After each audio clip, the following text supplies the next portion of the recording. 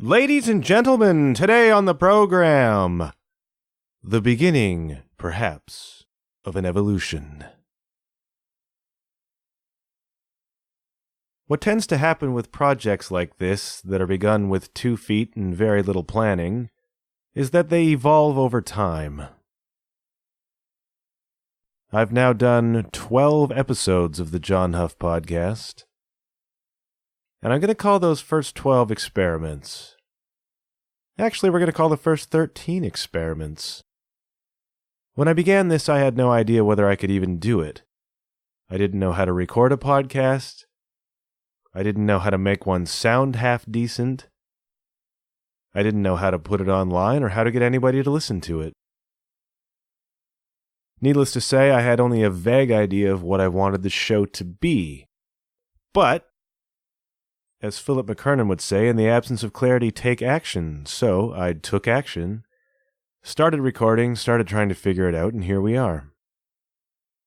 The first thing you'll notice that's different about this episode is that it's me talking to you. I haven't really done that before, have I? I record my intros, I record my outros, I record my little Easter eggs at the end of each episode. Some of you don't even know that those Easter eggs exist, which is why you should always listen to the end, kids. One of the things I'm not very good at is talking off the cuff. Another is listening to my own voice. If I've learned anything over the last 5 or 6 years, it's that the only way to get better at something you're not good at is to practice, and so here I am, practicing. No script, no real direction, just me and a microphone and you, the listener. Thank you for being here. This little talk is about shifts, and it provides a bit of a segue into today's conversation with my guest Dave Benedict. You may not know Dave directly, but if you're a fan of Canadian radio or of Canadian rock music, you certainly know his band, Default. Default blew up in the early 2000s, and they blew up super big. We're talking radio hits, arena tours with Nickelback, all of the rock star stuff. And it was super cool for me to watch because I'm an old friend of Dave Benedict's. We went to high school together, and at one point in time, were members of the horrendously awful high school soccer team, the Killer Chickens. I have a distinct memory of riding home from a match, sitting beside or near Dave and being involved in a conversation, and no doubt we had just been trounced, which is okay because losing builds character, and we certainly had a lot of character by the end of that season. And there was some question about whether Dave would go to band rehearsal or to soccer practice later that week. I encouraged Dave to go to band practice, visionary that I was even then. It seemed like the rebellious thing to do, and so I said, "Hey man, forget soccer, go to band practice." I don't know whether Dave went to band practice or not. I'm going to assume he did because our soccer team remained awful and he turned into a legit rock star. So I'm taking full credit for his success because I'm the one who encouraged him to it. And I will be expecting royalty checks from Default any day now. So the band blew up and they did really, really well. And what's interesting is that there came a point in time when what went up came down. And there was nothing dramatic, but as Dave says, the band just kind of fizzled out at a certain point. And what's interesting about that to me is that it represents a shift. We talked about shifts that may be happening here on this show over the next little while.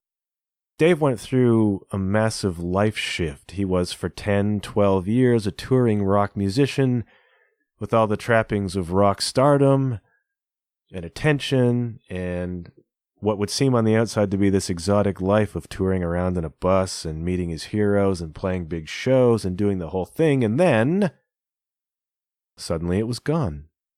And what do you do when your identity, the one that you've spent your whole life building and the one that you dreamed of having from the time you were a teenager, suddenly disappears?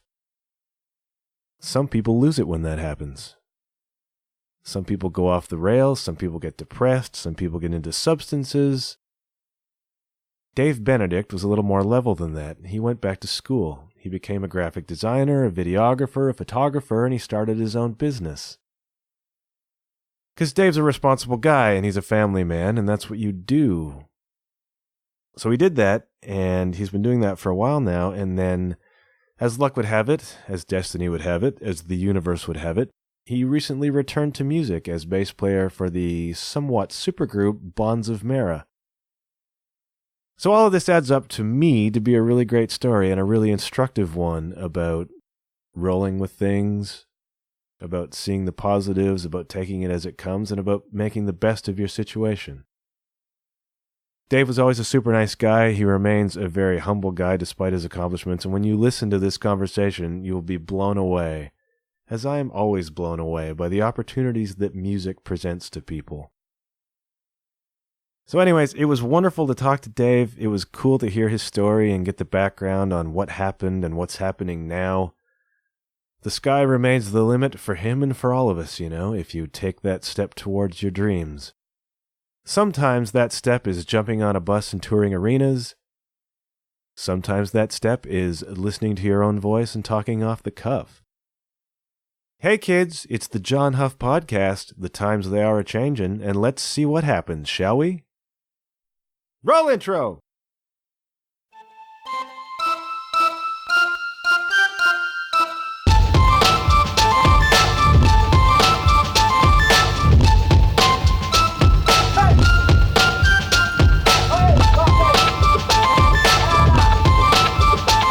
Hello! You're listening to the John Huff Podcast. Oh, yay! How you doing, man? I'm doing good. How about you? I'm doing great.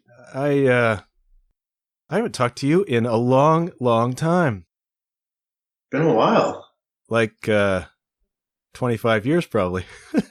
25. Holy jeez. I bet you. There was a... Sorry, go ahead. Crazy how time flies, hey? Doesn't it? Wow. There was a point in time where you and I were sitting on a school bus together, coming home from a soccer match where we probably got killed by somebody.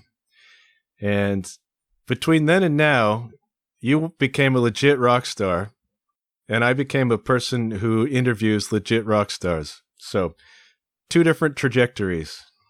But yet one and the same. In a way. Right? Here we are. There we are. So I just saw on Facebook that your new band is dropping a single tomorrow. Yeah, man. Tell me about that. Well, what do you want to know? It's we're dropping it to radio tomorrow, to all of the usual suspects like Spotify and YouTube Music and Amazon Music, and yeah, man, it's crossing the fingers and hoping that it flies. We've done a lot of hard work, and hopefully it pays off. Tell me about this band, Bonds of Mara, you're called. Yeah, so I guess this all kind of happened right before Christmas. I got a call from Sal, and he was like, "Hey, man, what's going on? Thinking about putting a project together. And I've been talking to Brian Byrne from I Mother Earth and Rich from Finger 11, and we're wondering if you'd be interested in being part of this project." And I was like, "Heck yeah, man!" All three of those guys are bad mother effers, right? So yeah, in their own right, and what they brought to their respective bands, So yeah, I kind of wasn't. I really wasn't in the mindset to start a new band. I've really been concentrating a lot on my graphics and photography and videography and stuff like that. And the thought of getting into another band was just, I don't know, man. It's a lot of work. So is it ever? Yeah. So it wasn't something that was on my radar. But then when he approached me with that, I couldn't resist. So what happened after that is we just started talking, and we all gelled. We all know one another from touring and stuff like that, right? So it was pretty easy, kind of meet up. But then it was, okay, so now what do we do? We've got got to write some music. Anybody have any ideas? And we were just like, well, let's just get together and see what happens. So nobody had anything. Nobody had any riffs. Well, had a few riffs here and there, but that was about it. Nobody had any full songs or song ideas. So we decided that we would come and record out here in BC and do the recording with Danny, who's my drummer in Default. Great. And unfortunately, Rich couldn't make it out at that time. So I was like, well, this is perfect. Danny can fill in, and he can fill in for the drum parts and also do the producing and recording, right? So Sal and I got together first. He came out a little bit before Brian did so that we could get some music together. And we sat in a room with Danny for about 3 days, and we cranked out 10 ideas. Wow. Yeah. Yeah, so it was pretty nerve-wracking because it was like, okay, people have bought plane tickets, this is happening, but we don't know if this is going to work or not, right? What if we get into a room and we all just crap the bed and nobody has anything? So it was the complete opposite. Once that tap opened up, it was just boom, it just kept flooding out of us. So from those 10 ideas, we whittled it down to 4 that we constructed musically, and then Brian came and we put the lyrics down and melodies, and we came out with 3 demos. Okay.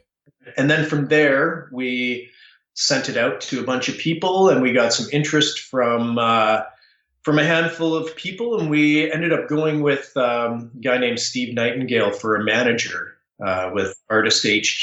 He was all over it, just was stoked about the project. So we went with him, and then we just started building from there. We've got a booking agent now.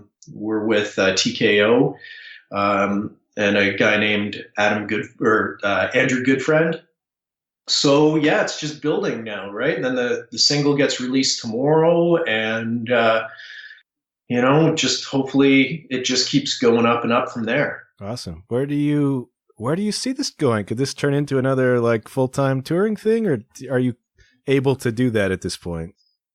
I would love to see this become a full-time touring thing again.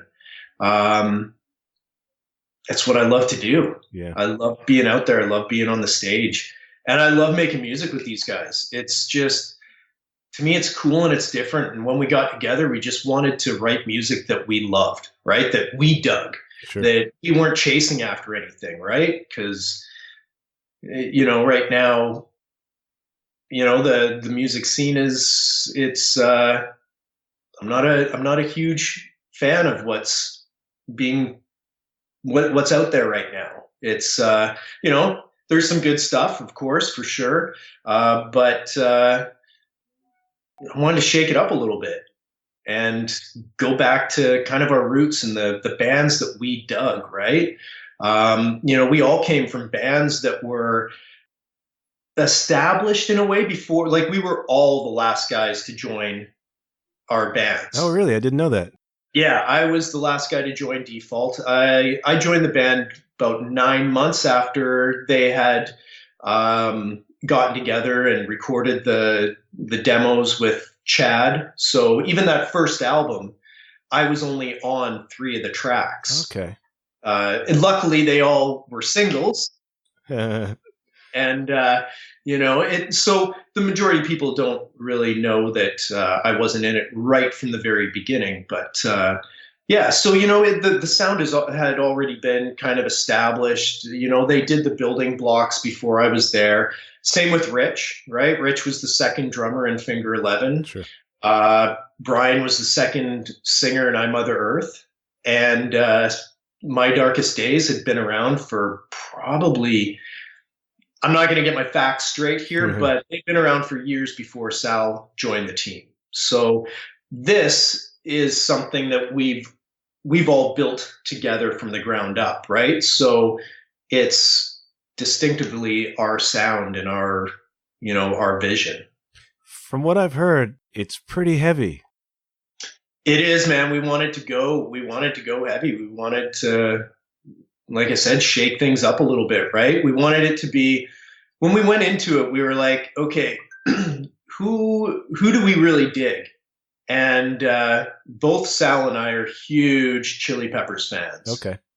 And Rage Against the Machine and Audio Slave and all those kind of bands, right? That they're minimalistic bands, but they're heavy, they're funky, and just cool, right? So that's what we wanted to do. We wanted to strip it right down. So like the recordings are they're really stripped, right? It's when the solo comes in, it's just the bass and the guitar. Nice. We didn't put tons of layers in there. I don't think that we're going to run tracks when we play live. It'll just be the four of us. Good for you.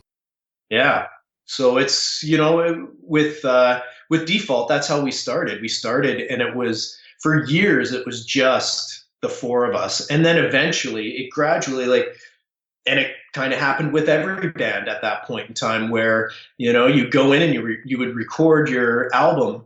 You just put layers and layers and layers on strings and other guitar parts and piano and keys and pads. And then to reproduce that live, you had to run tracks, right? Or else it's just going to sound different from the record. So we wanted to completely go the opposite direction and go right back to what rock bands were back like in the 70s and, back before you could run those tracks and hopefully people dig it, and hopefully it doesn't sound too empty, but I don't think it is, because we really beefed up the bass and the low end. It's we recorded with a lot of distortion on the bass. Great. And yeah, it cuts through. Sal's guitar parts are cool and interesting. So yeah, man. It's exciting, man. I'm glad you're back. But Default did a tour earlier this year or last year? We did. Yeah, it was awesome. We got to go out and tour with Stone Temple Pilots and Seether. Right, that's right. Yeah, so that took us we did 2 shows on our own. We did one in Victoria, and that was kind of like the warm-up show for the tour to make sure that we still had our stage legs. And then we did the Commodore Ballroom here in Vancouver. And then we hooked up with STP and Seether in Penticton, and then we went right across Canada. And we did our own show in Halifax, and just a few on our own in the East. But the majority of it was arenas and big theaters right across Canada, man. So it was cool. After, I think it was 6 or 7 years since we had all stepped on the same stage together. It was cool. We brought out another guitar player who is Dallas's guitar player in his country gig, and he did backup vocals and filled in all that other lovely stuff that before we were running tracks for. And this time we had another guy out, so it was cool. It was different for us and refreshing, and it just, man, it was so cool getting back in a bus with all those guys again, right? And it was on a different level, because the last time we were out touring, we were a bunch of different guys, right? We were younger. We were when we ended it, or when it kind of fizzled off there, we had been doing it for 13 years. So, once we had a little break from it, we came back to it. We all felt really blessed to be back together and playing music, right? It was awesome, man. How did that happen? How does Default all of a sudden wind up on that tour after 6 years? It came from our booking agent, Nick Minema, and a couple other guys, and they wanted to see the band get back together. So they put this tour together to get us back out on the road. Our Nick was he was a huge Default fan before he became our booking agent. So it was kind of a pet project of his just to see this thing go. Awesome. Yeah. So does that mean there's a future here? Are you guys going to play more, or do you know? We have a festival show coming up in August. And then after that, I can't see that we'll probably do too much until the next year. There's nothing in the books right now, but nobody's opposed to playing more shows. It just depends if the people want to see us, and it depends on, because Dallas he's got a tour coming up in the fall as well, so everything's got to have that balance and that flow, right? Yeah. So yeah, I definitely hope so, because I love playing with those guys.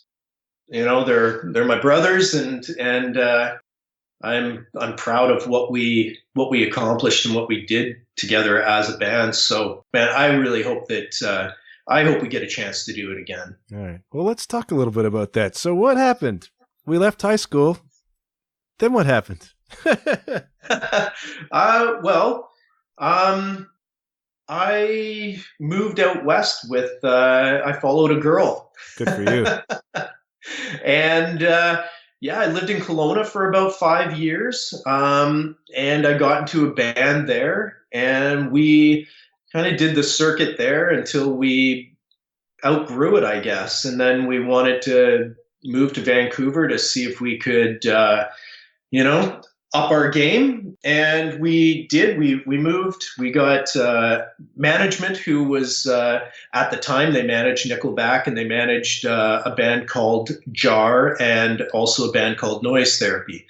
And when I first moved here, those were the three big bands that were getting some heat and were starting to make some noise. So we got on with them, and we did the circuit here for a while. And I was working at a Coastal Ford. It was a Ford dealership, and I was a parts driver there. And Jeremy from Default, he also worked there as well. His dad was a mechanic there, and so both him and I were parts drivers, and we would always talk about music and stuff like that whenever we'd see one another. He came out, saw my band play, and I went and saw his band play. And I remember when I saw them play, I was like, oh man, these guys are good. I need to be in that band. And then it was funny. I don't know. I'm maybe I put the vibes out there or whatever, but it was like a couple weeks after that, Jeremy gave me a phone call and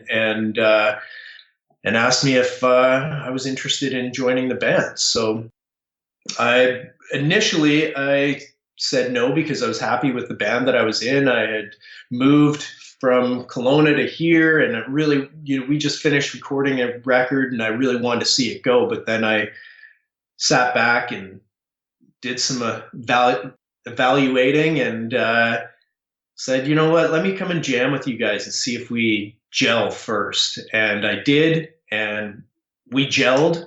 We wrote Wasting My Time within like that first week of me jamming with those guys. And my third rehearsal with them was, we used to rehearse in Danny's bedroom at his parents' house.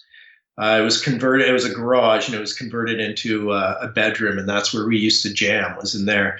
And my third rehearsal was in front of Chad Kruger, Jonathan Simpkin, who is the band's lawyer and also owns 604 Records with Chad, and Lenny Johnson, who was the A&R guy for TBT Records, who the band ended up signing with. So my third rehearsal, barely knew the songs. And I was just, man, I had the Norm Peterson sweats going on. I was like, I was soaked, man. And then afterwards, they took us out, bought us dinner, got us drunk. And I was like, oh, man, right on, let's do this. So that's kind of how it all happened there. Just like poof, right? Like it was a 5-year overnight success. Yeah, I know. That's the funny thing, right? Is everybody's like, oh yeah, that happened fast, which, it did when it all started to roll. it happened fast. Like when I joined the band, I think we played for about 3 or 4 record companies, and we ended up going with TDT Records, and we released the basically the demo that we did with Chad, which was more than a demo. It was the independent record. So we were going to release that, but then the label was like, you guys need to go in and record a few more songs. So we went down to Seattle and we recorded with a guy named Rick Parasher, who did Pearl Jam 10 and Alice in Chains and Temple of the Dog. He did some big records, right? And so we went down there and we did Wasting My Time, we did Live a Lie, and we did Sick and Tired, which all became singles. And so we came back from that, and then the single was released, and it started blowing up. We did one tour across Canada on our own. We did that in an RV, and by the time we got back, the song had blown up. It was just getting legs, and it was running. So from there, we got thrown into a tour bus right after that. So it was one tour in the RV, wow, and then into a tour bus and doing arena shows across Canada with Nickelback. And then thrown down into the States, and we did a campus invasion tour with Nickelback, Saliva, and Injected. And that was when Silver Side Up was, How You Remind Me was blowing up, and we were right behind them, right? We couldn't hit that #1 because of How You Remind Me. If it wasn't for that song, it might have reached it. It was a cool little battle going on there, friendly rivalry, right, between good friends. So it was exciting times, and it was fast moving times, because like I said, we went from doing these clubs to all of a sudden we're in arenas, and we had a crew of 2 guys. We had our sound guy Russ, who also was our tour manager, and then we had Timmy, our guitar tech / everything tech. Right. And by the time we went into the arenas, we still had only 2 guys, and we were all green and had no clue what we were doing, right? So we had to figure it out fast to keep up with Nickelback, and they're like, they had this monstrous crew and traveling with numerous tour buses, and yeah, we were the newbies just trailing behind going, oh, this is so cool. This is so exciting, man. Like, what's the timeline here? When did that single blow up? It 03 it became the 7th most played song in North America. Unreal. Over all genres. It's pretty crazy to think about when I wrap my head around it. It's like, holy man, a lot of people heard that song. It still gets played all the time. Yeah. It's it'll end up going into the classic rock vaults, right? So it's kind of cool to think that when those compilations come out for the early 2000s, that that'll be a part of people's soundtrack of their life, right? It's neat, man. It's oh yeah, it's so great. I mean, I've been touring over the last few years, van style, still van style. To jump from that into a bus, that's the dream, right? It is. It definitely is, man. It's the way to do things for sure.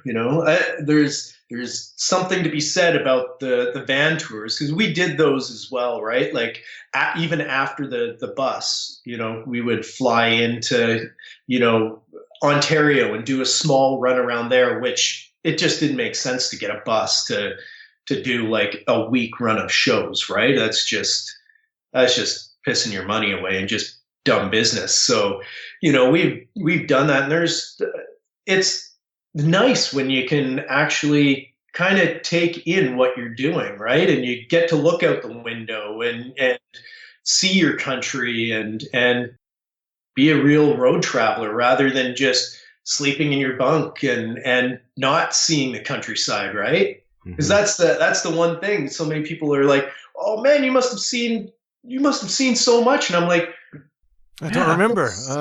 so many miles. Like if you put a pin and a string around the globe that I've been, it'd be crazy. But I'm like, I really haven't seen a whole lot. Like because I've been sleeping while the bus is moving, or in a plane, and not seeing a whole lot there. So you also don't really get to be a tourist. Absolutely. Right? Yeah. So it's like people say that to me too. Now, I've not toured at your level, but I've spent a few weeks in, Europe a couple times, and I've been around a little bit. And people say, "That's amazing. You must have seen." It's like, no, not really. It's like I got up and went to the gig, and then I went and home. All the venues look the same. So yeah. I could be in Ottawa, or I could be in Germany, or right. Yeah. So yeah, it's a weird life, but man, I would like one shot at a bus tour before I'm done. Yeah, man. I would highly recommend it for sure. So, I mean, I'm asking a lot here, but what were some of the moments when you were out there where you're just like pinch me kind of stuff? Like, I can't believe this is happening right now. Oh man, I've had quite a few. There's a couple good ones. One, it was our third record, and we were recording at Henson Studios, which is in Los Angeles, and it used to be owned by Charlie Chaplin. Used to be his compound, and now it's owned by the Henson Company. So you drive up to the studio. That's where like they recorded "We Are the World," and it's legendary. So you drive up, and it's a gate out front, and there's a big kind of tower at the front gate, and there's Kermit the Frog tipping his hat up there, and there's a security guard inside, and you got to go up and be like, "Yeah, I'm here with Bob Marlette. We're recording a record, blah blah blah," and then they'll let you in if you're on the list, right? So anyways, first day we're in there, and we're in the control room talking to Bob, our producer, and I'm like, "Hey guys, I'll be right back. I gotta go use the loo." So I walk out the control room door, and as I'm walking out the door, Mick Jagger walks out the door right across the hall from us. Wow! All by himself, right? And I'm just like, "Holy crap! It's friggin' Mick Jagger!" I'm like, "Oh man, don't say anything stupid. Don't." But I'm like, "Hey Mick, how's it going? What are you doing here?" "Damn it!" "Oh, what are you doing here, right?" So he's like, "Hey mate, I'm recording a record. What are you doing?" I'm like, "I'm doing the same thing." And so I sat there and I talked to him for about 5 minutes, and then we went on our own ways. I forgot about going to the bathroom. I went right back into the control room. Was like, "Guys, you won't believe who I just ran into in the hall." I was gonna say like you ran into Tracy Guns. Dream come true. I have ran into him. Was there a photo, right? I got one. Geez, this one's trippy. Going back to high school and me being, growing up in the 80s and loving the hair metal bands. I was a huge Poison fan back in the day. Loved Poison. I remember. Yes. And I remember my big CC DeVille bleached out blonde hair. Who could forget? Yeah. So anyways, we were playing a festival show in the States, and after the show, I was wearing a Faster Pussycat shirt. And I was walking back to the bus, and I hear this guy go, "Hey man, nice shirt." And I look up, and it's Brent Muscat from Faster Pussycat. Wow. And I'm like, "Get the heck out." I'm like, "Whoa, this is cool, man. What are the odds?" Right? So I nerded out with him for a little bit, and there was who was it? It was Cinderella, Poison, and Faster Pussycat, and they were on a tour, and they played that same day in the same area that we were in. So Brent came to the show, Brett Michaels came to the show, and I hung out with him afterwards as well, and sat down and just talked to him. And back in grade 12, I went and saw them play at Canada's Wonderland.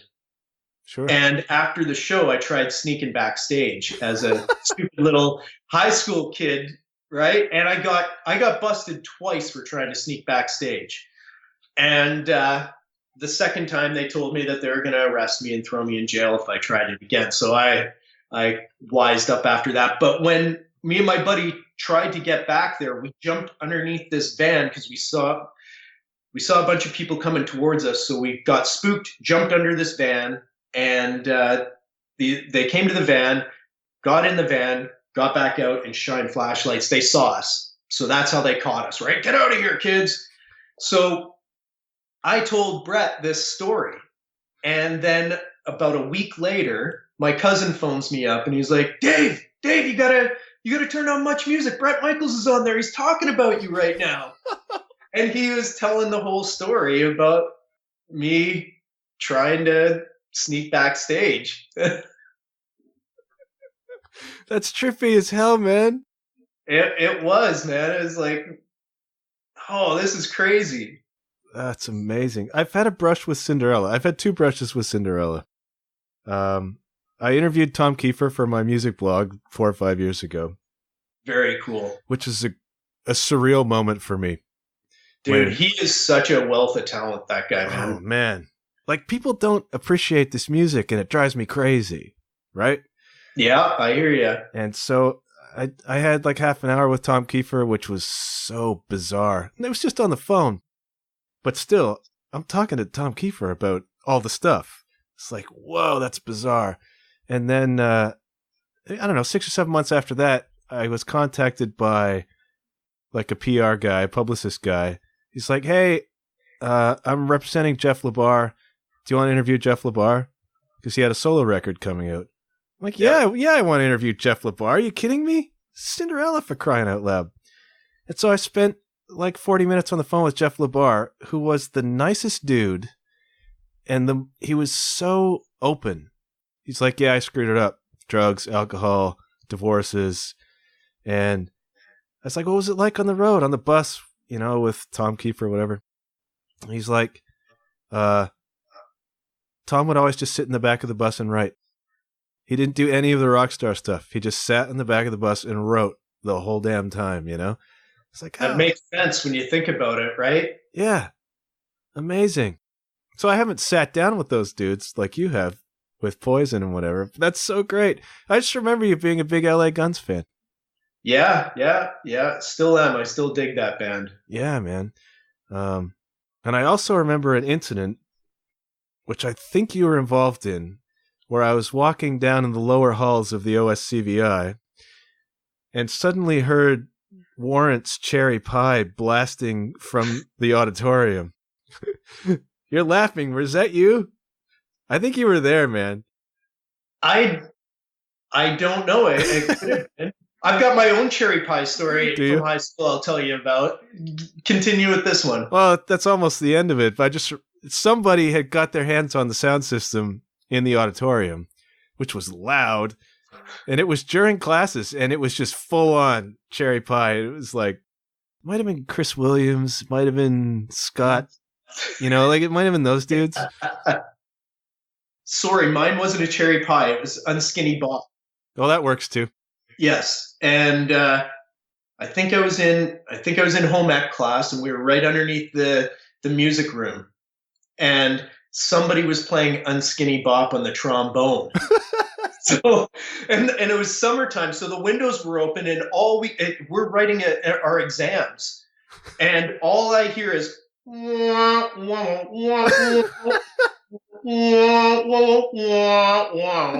and so my friends and I were pissing our pants laughing during this exam. We got kicked out, and I failed the test because of this. It was awesome. Does Bret Michaels know that story? No. That'll have to be my next hang. That's so funny. Man, oh man, that's great. So it's just Mick Jagger, no big deal. Like that's as big as it gets ish. I would say rock royalty right there. Paul McCartney maybe, but Mick Jagger that's so great, man. Like Okay, so I've toured at the lowest level, and cool stuff happens to me. And I tell people, it's amazing what happens, like where you find yourself, you know? And then when you jump to your level, it's like, it just gets so much bigger. It's amazing. It's like, it's the things that you don't see coming that are so cool, right? Oh, definitely. And it seemed to be like on a daily basis, you know, back when wasting was blowing up, right? It was, you know, you would get a message where it'd be like, okay, you know, you're playing the Tonight Show next week. You're gonna be flying out and playing this big festival with well, Filter and like all these big bands that you really dug, right? And it's like, what the heck, you know? We did. If you look at our high school write up when we graduated, I think in my write up I put I wanted to do a European tour with Motley Crue. That was like my life goal. And I still haven't toured with Motley Crue, but I've met Tommy on quite a few occasions. Really? And and we've also played shows together when he was doing the Tommy Lee solo thing, Methods of Mayhem. And there was even a couple incidences where Tommy was playing before us. So that was like, what the heck is going on here? What's he like off screen, off stage? Oh, dude, he's exactly the way. Yeah. So little story. Here's another cool one. I played in this band called Citizens Unite. Yeah. And the guitar player, he played with Tommy Lee. Oh, wow. He played Methods of Mayhem. So he's good friends with Tommy. They played out here in Abbotsford, and Kai got us onto the guest list. So after the show, we went and hung out with Tommy for like 2 hours. And it was just myself, Kai, and Paul, our singer for Citizens Unite. And we just sat there and hung out. And when he came to the door, he's just like, hey, dudes, what's up, man? Come on in. Yeah, right on. Right? It's exactly how he is. He's like a big kid, man. It's awesome. His energy's great. So we sat there and talked with him, and I came home afterwards, and I'm beaming, right? My wife's like, "What's going on?" It's like with a goofy smile. I'm like, I had to hang out with Tommy for like 2 hours. It was awesome. It was just like, you know, we were just all broing out, and it was hanging out, and I'm like, never in my wildest dreams when I was a little kid did I ever think, when I was in my room listening to Girls, did I think I was going to be backstage hanging out with Tommy Lee talking about our vasectomies? I imagined it way different than that. I bet. Yeah, there is a lot more girls involved, you know, drinking. We were drinking Coca-Cola. Wow. And talking about getting snipped. It was bizarre. That makes a way better story, in my opinion. Yeah. That's it's also great, man. It's also awesome. So I mean, you're in default, things are riding high, you're doing good. Then what happened? Oh, lots of stuff happened. Lots of stuff. You know, yeah, our label went bankrupt. Divorces. Yeah, lots of stuff. Lots of stuff that I don't want to go into. You don't have to. You know, a lot of, yeah. The one good thing is that we all still remain friends out of it. It just kind of ran its course, you know? And I think that for us, it was, as much as it sucked, because I love the band. Like I said, I'm extremely proud of what we did. Love the music.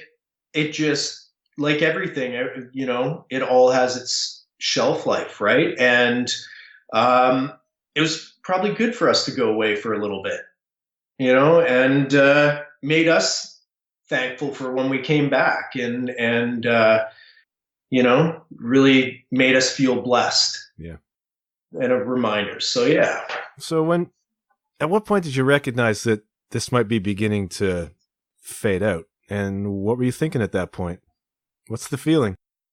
It was probably our last tour. Our last tour, we did a tour across this, well, through the States, with Hinder and My Darkest Days, and that's how I got to know Sal really well, and Saving Abel. And we were out for 5 weeks, and I came back and I didn't make a dime. Oh, wow.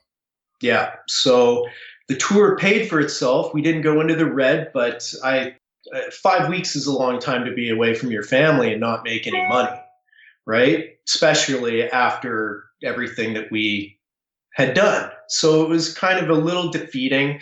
We had bus breakdowns. Our bus ended up in a ditch in a snowstorm. Wow. Like we were all just like, send us home. Hmm. We're done. And then after that, we did shows here and there. We did the fourth record. When we did the fourth record, we went and did it down in Los Angeles with Bob again.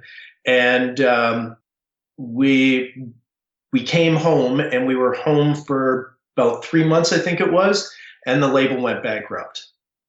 So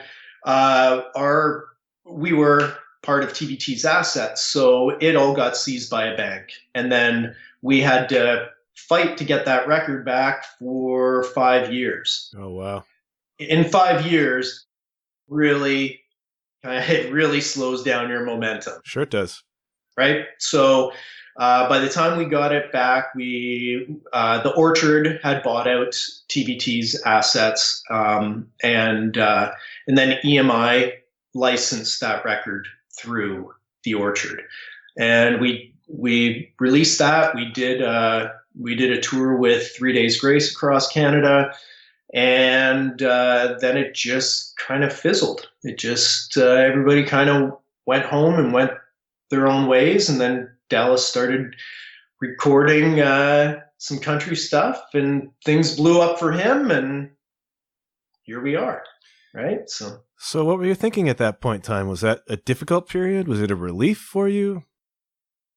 It was difficult because I had to change everything, right? My whole life was 13 years I was playing. So, all right, hold on a sec. We're breaking up on your end, or my end. Right. Oh, there you are. Talk a little bit for me. All right. Okay, Here. We're good. We're back. Okay, sorry about that. No worries. So what was I saying there? You had to change who you were. Yes. Yeah. Yes. Yeah. So 13 years of, being in default and playing music, and that's all that I did. I had to kind of had to figure things out because, I had kids and, people relying on me. So I went back to school. Oh, wow.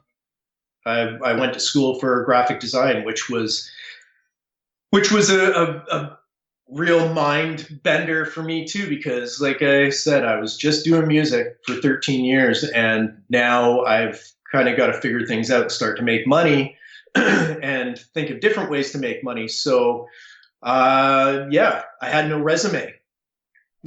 So I went and did school, and there again, I hadn't opened Photoshop. I didn't know any of these programs, and I'm in school now with a bunch of kids that are just getting out of high school, and I'm a mature student, right? So, man, I was like, I got to buckle down and get this figured out. So, yeah, that's kind of where that took me. And then from there, I really got into photography and got into videography, and that's kind of how I've balanced things out now, and I've, like, for the Bonds of Mara, the majority of everything that you see is my artwork. Great.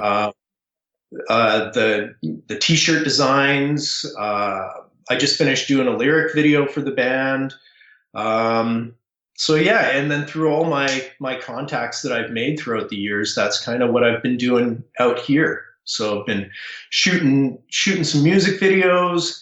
Doing album artwork whenever that comes now, because as we know, the whole album artwork is kind of gone, right? But it's still there, and I enjoy doing it. It's It's fun, man. And it's still having my foot in that musical door, right? It's what I know. It's what I love. So yeah, I tried some different things. My in-laws are big chicken farmers out here, and I went and worked for them on the farm for a little bit, and realized that that's not my path. That's different from touring in a bus. It's somehow different to me.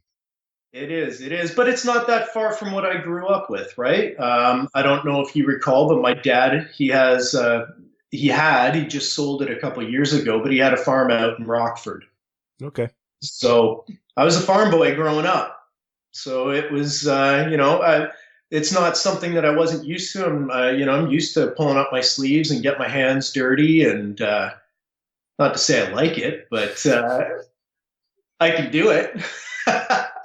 I would think that it's really tough to make that transition, from being I have other friends who have been in similar situations where they've done this for 10 years or more. It's the only life they know. And you have a certain status. You have a certain presence.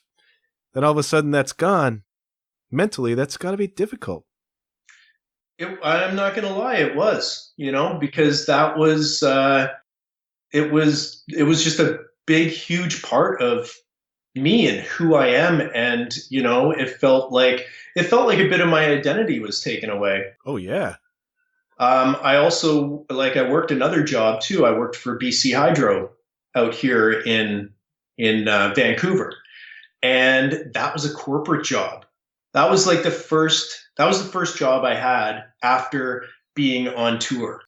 So I went from 13 years of touring and to all of a sudden I'm going into a corporate office. And let me tell you, man, I was a fish out of water. I showed up there the first day. All that I know, all that I own, clothes wise and everything are stage clothes, right? So I showed up that first day and I had a full on 70s, pretty much a leisure suit on, right? And I show up with my Ozzy Osbourne lunch kit. I come walking into this corporate office and I'm like, oh man, you could hear a pin drop in there. I was like, what the heck just happened to my life? It just got turned right around. So, yeah, man, it was an identity shift, but I realized that also wasn't me and it wasn't for me. So, I had to make that switch, and I got out of there, and now, just trying to keep the music train rolling and keep the creative juices happening, and with whatever that is, because as you know, man, the music industry, it comes and it goes, right? And it goes through these cycles, and it changes all the time. So you got to change with it and adapt with it, or you end up disappearing. And man, I don't want music to ever disappear out of my life. No. It's nice too that you have all these design capabilities, like having that in-house. The more you can pull in-house these days, the better, right? Dude, every band needs to be doing that. Right? Every band needs to, it's not when it started happening for us, this wasn't in my wheelhouse. This wasn't a part of me. I've always liked drawing. I've always liked, creating and doing stuff like that, but I never did that for Default. None of that was my role. We had people that did everything for the band, and it's good.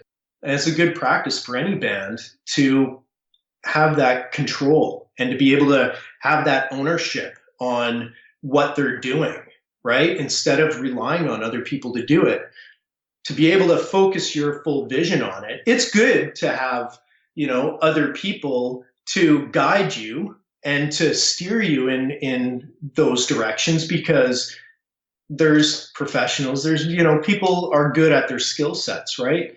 And it's good to utilize them, but it's good to be able to have guys in the band that can do stuff to propel it forward. Because the record company money isn't there anymore. So if you really want to be successful, you have to put your big boy pants on, pull them up, and get out there and work.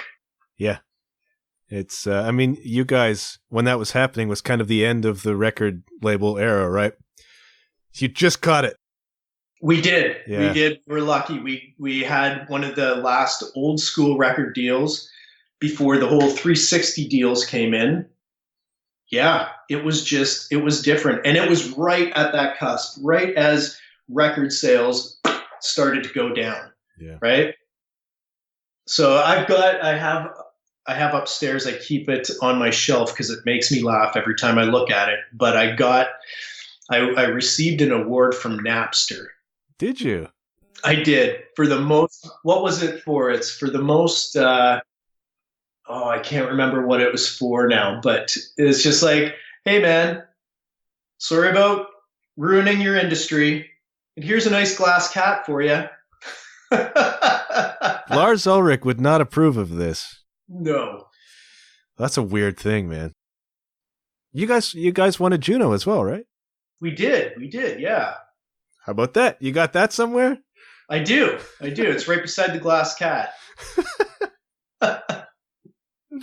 This weird collection of memorabilia. Yeah. All right, so this is what happens on my show. This is actually kind of a motivational podcast. The whole crux of my show is that I talk to people like you who are doing the stuff to show everybody else that they can do the stuff. You know what I mean? Yeah, man. If I can do it, anybody can. Right? So that's what I'm actually doing here. So I ask 3 questions at the end of each show, and they're on the motivational line. You can answer them or not answer them, but I'm going to throw them out to you. All right? Cool. Yep. So the first question I ask everybody is, what are you trying to improve about yourself right now? What am I trying to improve myself? You know what? Being a father. Because I'm constantly trying to improve on that. It's probably the most important job that I have. So, it's the one that I'm always trying to work on. How many kids you got? I have 3 kids. Technically I have 4. We adopted my niece this last year. So good for you. Yeah. Yeah, it's a full house. I have 2 kids from my first marriage, and my daughter just turned 16. Just got her learners, which just trips me out. And then I have a 13-year-old boy, and he's getting big into music, which is really, really cool. And then I have my 5-year-old little girl with my wife now, Cynthia, and she's going to be 6 in September. And then my niece, Amelie, she is 6. So, and they're about 7 months apart. So people think that they're twins. They look totally different, but they could be fraternal, right? They're same height, same age. So, yeah. Oh, so what's great and what's hard about parenting? I don't have any kids. Oh, no. Well, obviously the unconditional love that they show you is by far the greatest thing. The biggest challenge, getting them to clean up after themselves. My cats are like that too. Yeah. It's a real problem. No doubt. That's great, man. That's a good answer. The second question is, what are you most excited about? And I could guess, but go ahead. Well, as of right now, tomorrow. I'm pretty darn excited about tomorrow. It's a big day. It's like, it's the first single that I've released in a while. Yeah. And it's something like I am beyond proud of this and this project. It's just, in my mind, it's really cool, and it's one of the coolest things I've musically done, I think, to date. So that I'm stoked about, man. It's going to be a day tomorrow, I hope. I can tell. I hope this thing blows up for you again, man. I mean, why not take the ride twice, you know? It would be fantastic, wouldn't it? Yeah, be great. Be great. And then you can hire me as your publicist. The last question is, what is your message to my audience, Dave Benedict? I've not said your name yet on this show, but I'll make sure they know who you are. Dave Benedict, what are you saying to my audience today? And just have a vision and go for it, no matter what it is, and work hard. Work hard, because that's what's going to get you there, man. Determination, hard work, and a lot of stubbornness. Yeah, you need that, especially in music, man. Yeah. But it still happens for people, right? It does. It does. And you know, I'm never going to say that it's easy, because it's not. It's really hard, but it's rewarding. And I think anybody, you know, that's listening, that plays music, that creates anything in any kind of form, just how rewarding it is. Yeah. You know, it's cool. I wouldn't want to be doing anything different. Yeah, great. Good for you, man. All right, I'm going to ask you to hold up the devil horns, because I'm going to take a photo, because I know a lot of people want to see this. A lot of people we know. Yeah, that's awesome. All right, dude. I so appreciate you doing this, man. It's great to talk to you again. It's good to talk to you too, John. I was just out there a few weeks ago playing a show. Really? Where were you? At the Hard Rock in the casino. I was on a really bizarre little tour a few weeks ago. Anyways, I was out there. I love BC, man. It's the best. Oh, dude, it's great. It's fantastic. Who were you out playing with? So I tour with this artist called Sarah Smith. All right, she's a local, but she's 100% indie, but she has a following. Well, she must if she's playing the Red Rock Casino.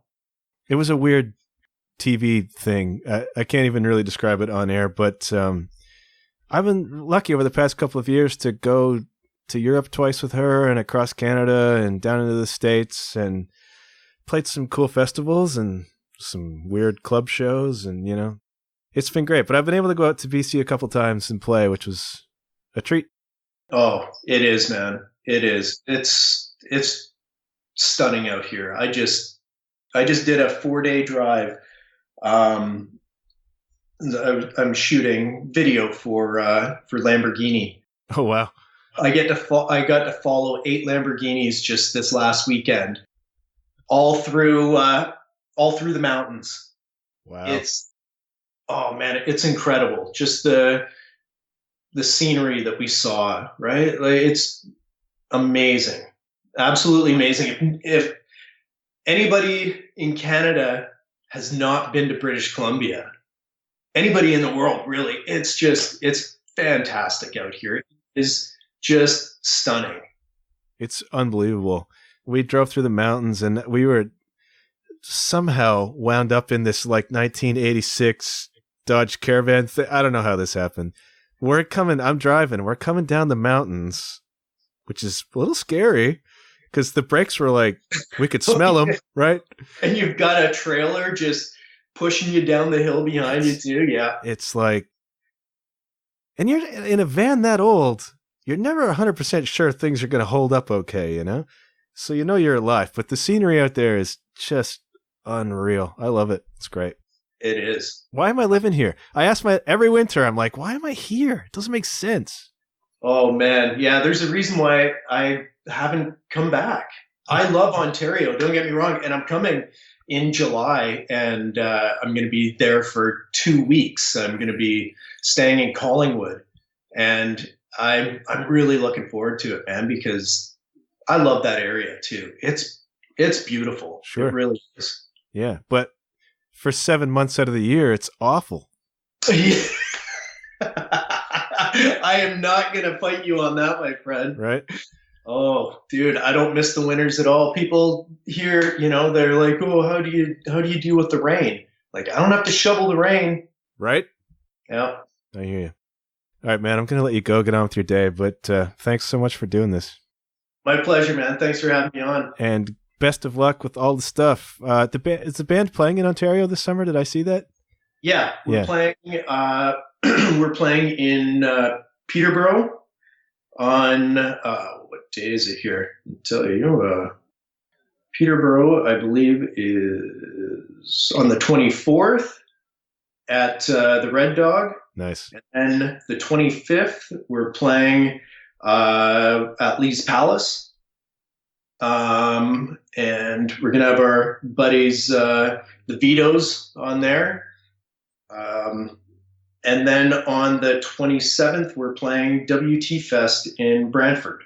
Good old What the Fest. Yeah. All right. Awesome. Well, dude, good luck with everything. It's great to see you back. Awesome, man. And, thanks a lot. Talk to you soon. Talk to you in a bit. Later. All right. Bye.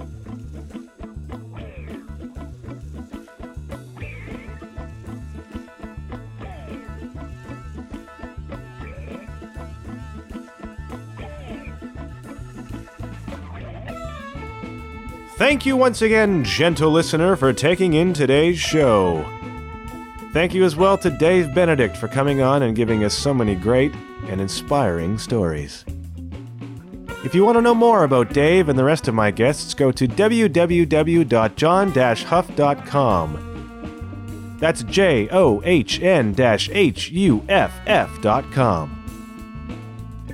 You can also find the show on Facebook at The John Huff Podcast. I've said it before and I'll say it again, if you're an Apple Podcasts person, please do me a big favor and leave a rating and review of the show, preferably a positive one. It definitely will help me out very much and I do appreciate it. That's all for this week, but as ever, I'll be back very soon. Until then, keep your wits about you and remember, good things happen when you put yourself out there.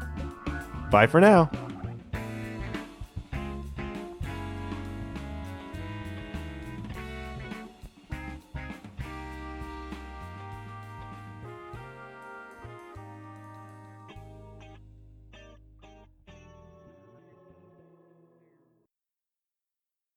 I've been listening to the David Lee Roth podcast, and it's all I can do not to mimic him on my show. Must be careful about that. Don't love me, rent me, baby, yeah.